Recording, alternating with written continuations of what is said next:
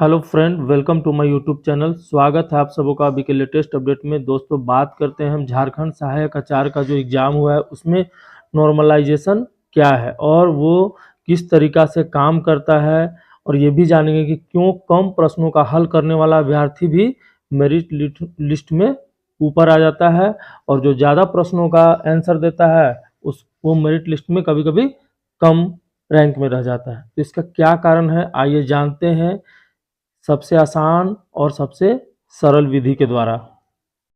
तो आप यहाँ पे देख सकते हैं दोस्तों, नॉर्मलाइजेशन को बोलते हैं अंकों का सामान्यीकरण। इसको हिंदी में हम लोग बोलते हैं अंकों का सामान्यीकरण। ये कैसे होता है इसके बारे में भी हम जानेंगे।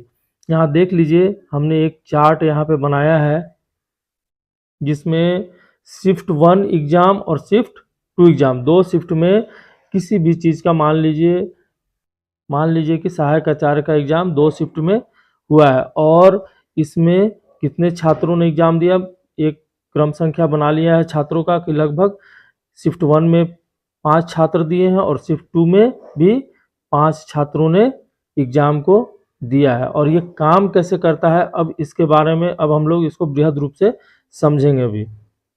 तो साथियों, यहाँ पे हम मान लेते हैं कि जैसे 5 छात्र हैं, मोहन है, रवि है, श्याम है, संतोष है और कमल है। ये शिफ्ट 1 में बैठे हैं, और शिफ्ट 2 में रामू, रमेश, संजू, प्रकाश और अनीता।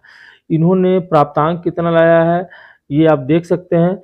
ये भी देख लेते हैं कि लगभग ये आपको 150 नंबर का, मान लीजिए एक उदाहरण के लिए मैं बना रहा हूँ कि 150 नंबर का यह एग्ज़ाम था टोटल, और इसमें प्राप्तांक सभी ने इतना इतना प्राप्त किया। जैसे मोहन ने 150 में 130, रवि ने 120, श्याम ने 80, संतोष ने 90, कमल ने 100। अब नॉर्मलाइजेशन में सबसे पहले करना क्या होता है कि शिफ्ट 1 में जितने भी छात्र बैठे हैं और शिफ्ट 2 में जितने भी छात्र बैठे हैं, सभी के कुल प्राप्तांक को योग कर लिया जाएगा।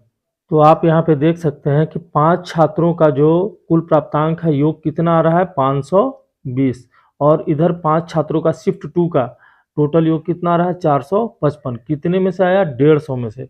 और ये 520 कितने में से आया, ये 150 का एग्जाम था, सभी को जब योग किए करेंगे सभी छात्रों को, तो ये 520 आया शिफ्ट 1 और शिफ्ट 2। अब इसका आगे का प्रक्रिया देखते हैं कि अब आगे इसमें नॉर्मलाइजेशन में क्या करना पड़ता है।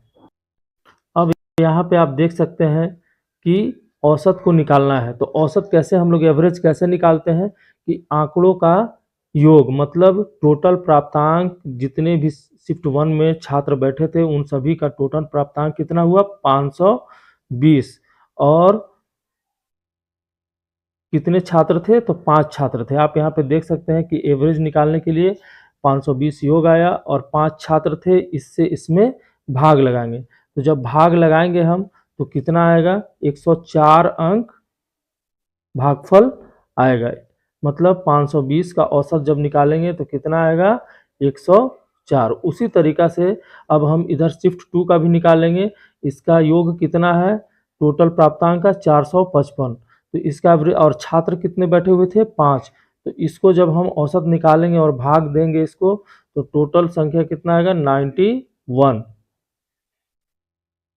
कितना नंबर आया 91 नंबर आया। अब इसका आगे का प्रक्रिया अब हम लोग देखते हैं। यहाँ तक तो देख लिए कि औसत किस तरीका से निकालेंगे नॉर्मलाइजेशन में, तो इस तरीका से औसत निकाल लिए।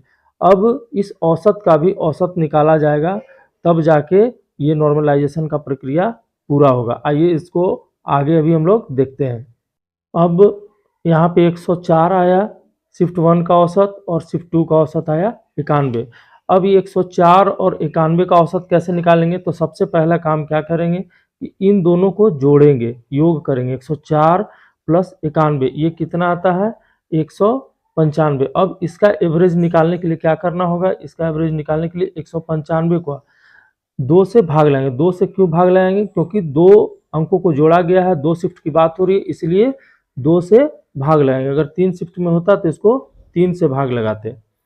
तो आप सीधा सीधी समझ गए होंगे कि यहाँ पे ये दोनों जो शिफ्ट का योग था उसको जोड़कर और 2 से भाग लगा देंगे। यहाँ देख सकते हैं आप, यहाँ 195 में 2 से भाग लगाएंगे तो इसको आप भाग लगाइएगा तो 97.5, इसका भागफल कितना आता है 97.5।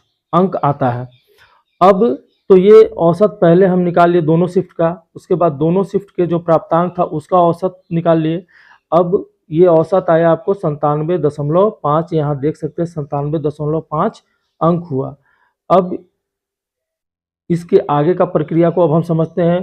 दोस्तों मुझे यहाँ तक उम्मीद हुआ कि आप लोग सभी लोग इसके पहले समझ गए होंगे। अब इस 97.5 को क्या करना है, यही मेन है प्रक्रिया, यहीं से नॉर्मलाइजेशन स्टार्ट होता है, इसको देख सकते हैं आप।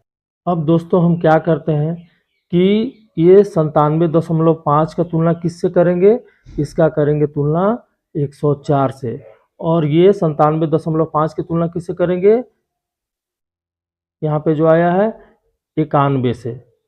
यही तुलना हो गया इसको कि जो 104 लाया वो भी 97.5 और जो 91 लाया वो भी 97.5। तो अब हम लोग दोस्तों समझ गए होंगे कि ये फर्स्ट शिफ्ट में 520 नंबर आए थे और सेकेंड शिफ्ट में 455 नंबर आए थे। तो इससे सीधा सीधी आयोग ये मान लेता है कि फर्स्ट शिफ्ट का जो क्वेश्चन था वो क्या था, आसान था, वो आसान था, और सेकेंड शिफ्ट का क्वेश्चन जो था थोड़ा कठिन था।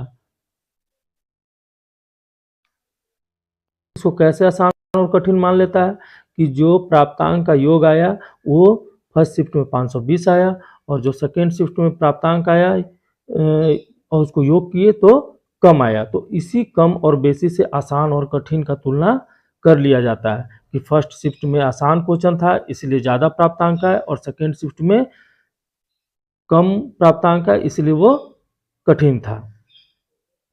और आप देख ही लिए होंगे दोस्तों यहाँ पे कि 104 और 91 ये दोनों को जोड़कर जो एवरेज निकाले, औसत निकाले, उसका टोटल कितना आया, 97.5 आया। यहाँ तक दोस्तों आई होप आप लोग सभी समझ गए होंगे।